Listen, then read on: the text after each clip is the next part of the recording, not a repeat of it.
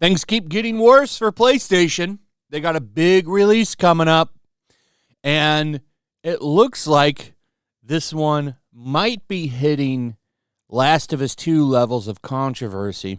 And it didn't have to be this way, but, you know, they brought all this on themselves. They really did.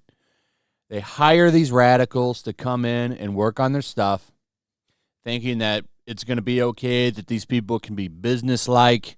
And, well, that doesn't happen. So some of the developers decided to speak their mind and celebrate and dance on the grave of Charlie Kirk, and it has blown up in their face. Keep in mind, their voice actor, who is also the life model for the main character, is quite controversial herself, and we're going to get into her. But, yeah. They're doing whatever they can. Something that I noticed today as I was getting ready for this video, they've been getting ratioed to hell on other trailers now. So over on IGN, they posted this official Dual Katana trailer. It's already ratioed. This isn't even on the PlayStation site. This is over on IGN. It's happening to all of the videos. Now, their main video that they hid my comment on, by the way. You won't see it, and I can see it if I sort, and that's how I know they just hid me. They didn't even delete the video or delete the comment. They just banned me on the channel.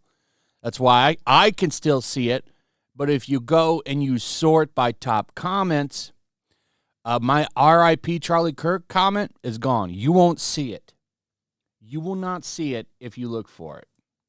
Unless they unban me. And you would see it because it's in the top comments. 3.1K upvotes.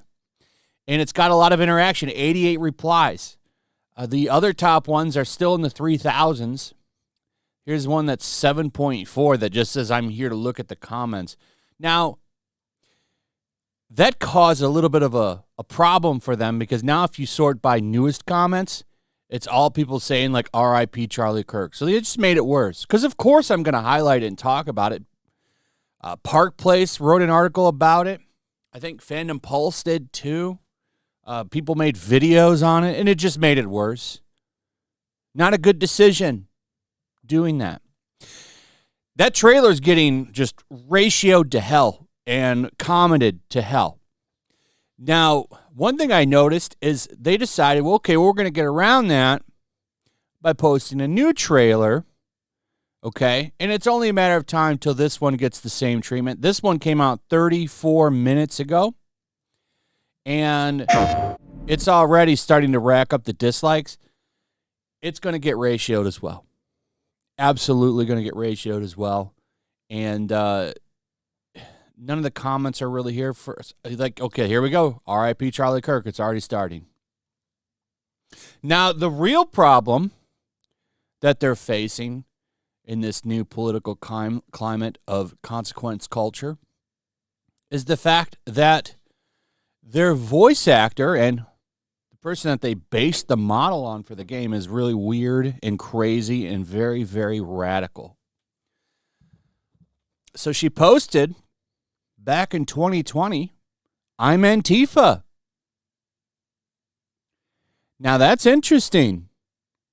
And the reason that's interesting is because Trump finally, and he should have done this in his first term.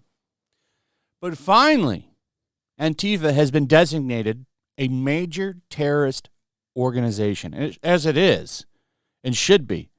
So he said yesterday, I'm pleased to inform our many USA patriots that I am designating Antifa, a sick, dangerous, radical left disaster, as a major terrorist organization. I will also be strongly recommending that those funding Antifa be thoroughly investigated in accordance with the highest legal standards and practices. Thank you for your attention to this matter. And that's fantastic. A lot of people are going to get in trouble outside of just this game Okay, I was reading something about Canada funding some of this. That's interesting if true. Of course, you're going to have the Soroses and some people in Hollywood. A lot of people are going to get in trouble for this, as they should have been, because Antifa is a very, very dangerous group. Very, very dangerous group. The killer, assassin of Charlie Kirk, likely heavy ties to Antifa. Was reading the other day about how the guy spent hundreds or thousands of hours in a furry group over on what's that chat, the virtual chat game. Man, I can't. Chat VR or whatever it is. I told you that guy was a furry. I was the first to drop that after I heard about that shit on the gun and the casings. Like, he's a furry. Boom, all of this is coming out. And, you know, I don't know what to tell these people. Consequences are a thing. They danced all over everybody else for 10 years celebrating this kind of culture, and now it's blown up in their faces. And, you know, what's going to happen here? So now you have a terrorist working and attached to your game. Now, I want to be clear. I don't think this game is going to bomb. I think Ghost of Yotei will likely sell okay. But it would have sold better. This is going to dent the sales of that game. It's not going to tank it. I just don't think that that's going to happen. There's too many people that just don't care. Like I said before, I had this game pre-ordered on Amazon. People will say, why are you pre-ordering? Well, Ghost of Tsushima was probably, if not, my favorite PlayStation game. I loved that game a lot. So I was willing to give it a chance. But, you know, then this voice actor info came out. And I could do a whole video on this woman. But I decided to say, I'm going to separate the art from the artist. Well, I'm pretty much done doing that shit. I'm done separating the art and the artist. This was enough for me to do it. All the shit that's happened with these devs and dancing on this man's graves absolutely disgusted me. So I won't be buying the game. I think Sucker Punch, and I was thinking about this the other day, I think it's a crazy story, man, because it's night and day with this game. It's almost like they went out to overcompensate, because remember when Ghost of Tsushima came out, they got attacked by the media. Pretty sure that game got stiffed on awards because white guys made a game about Japanese culture and history. And it was only the Western media that got mad about it. But, you know, and there was a lot of people on our side, my side, or whatever, that praised that game and laughed at all the meltdowns about it. And it's almost like they're overcompensating now and trying to, like, placate to the left with this game and distance themselves from all of the people that supported it and defended them.